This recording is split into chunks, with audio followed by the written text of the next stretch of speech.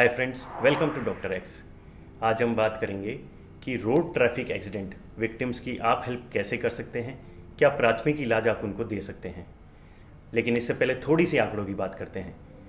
WHO global report on road safety, जो कि 2018 के अंदर इंडिया की रिपोर्ट है, उसमें बताया गया है कि पूरे वर्ल्ड के 11% एक्सीडेंट्स इंडिया में होते हैं। अगर नंबर्स की बात करें तो 4.5 लाख एक्सीडेंट्स हर साल इंडिया में होते हैं और करीब 1.5 लाख मौतें हर साल इंडिया में होती है। इन 1.5 लाख मौतों में से यदि इन लोगों को सही समय पर सही प्राथमिक इलाज अगर मिल जाए तो करीब 50 से 60% लोगों की जान बचाई जा सकती है।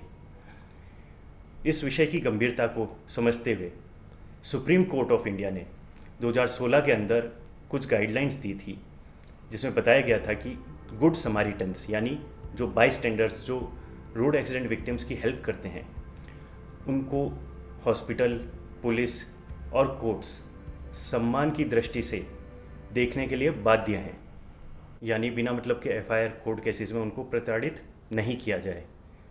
और इसी वजह से आजकल काफ़ी लोग एक्सीडेंट विक्टिम्स की हेल्प करने लगे हैं, लेकिन एक मेजॉरिटी ऑफ द पॉपुलेशन इसमें जो है उसको नहीं पता कि वो हेल्प कैसे करे। आज का वीडियो इसी के बारे में है।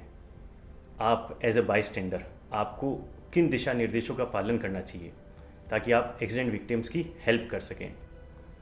इन दिशा निर्देशों को आप एक एक्रोनिम से याद कर सकते हैं, जो कि है DHRABC। D यानी danger, H for help, R for response, A for airway, B for breathing and C for circulation.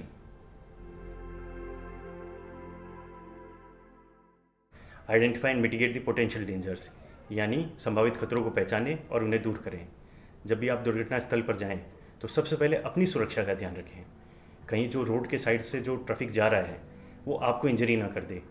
इसके बाद जो गाड़ी जो है जिसका एक्सीडेंट हुआ है उसके पीछे अपनी गाड़ी पार्क कर दीजिए।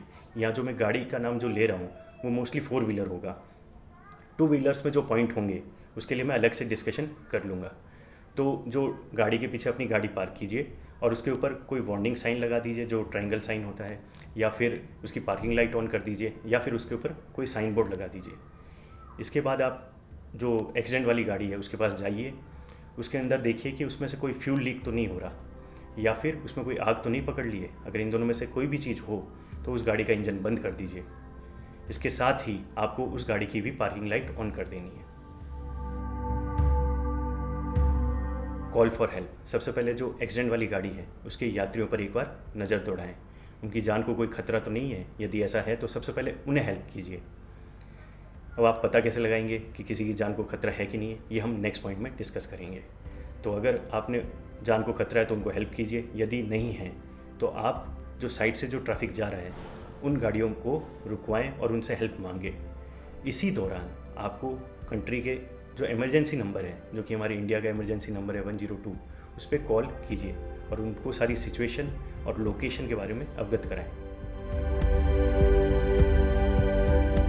चेक फॉर रेस्पॉन्स, अभी हमने जो पिछले पॉइंट पे बात की थी लाइफ थ्रेटनिंग कंडीशन की, यानी किसी की जान को खतरा है या नहीं है उसका आप कैसे पता लगाएंगे।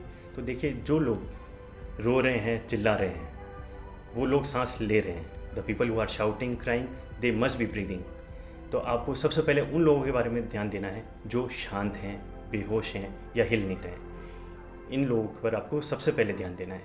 तो इन लोगों के पास जाएं, उनसे ज़ोर से आवाज़ में पूछिए क्या आप हमारी आवाज़ सुन पा रहे हैं।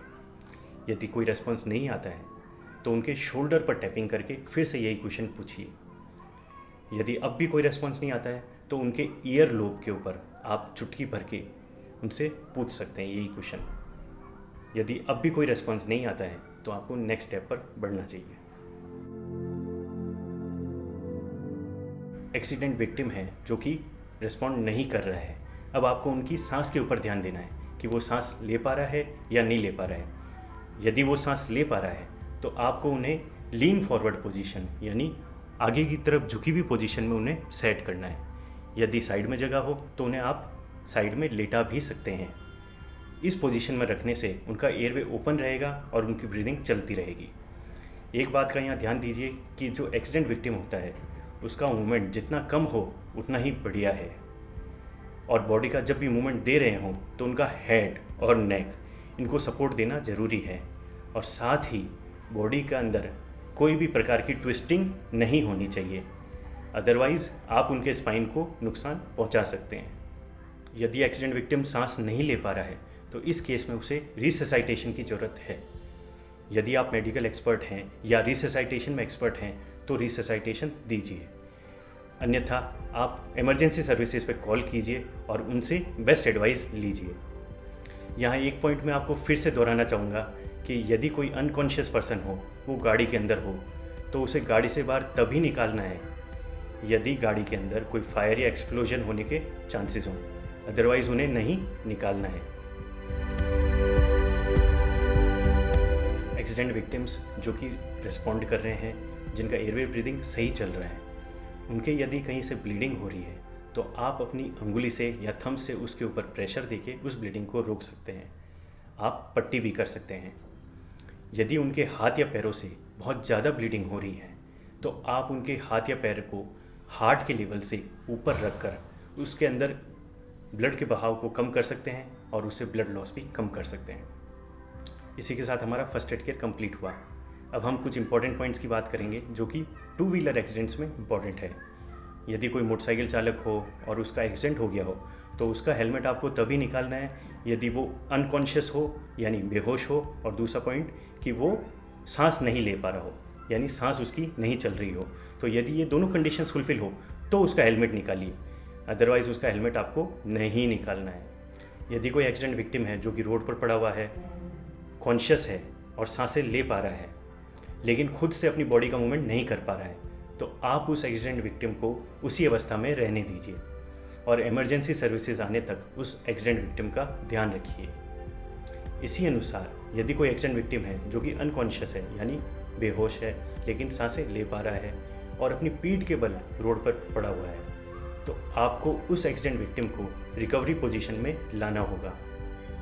रिकवरी पोजीशन में लाने के स्टेप्स मैंने डिस्क्रिप्शन बॉक्स में लिखे हैं, आप उन्हें पढ़िएगा। That's all from doctor X. आशा करते हैं आज का वीडियो आपको पसंद आया होगा। धन्यवाद।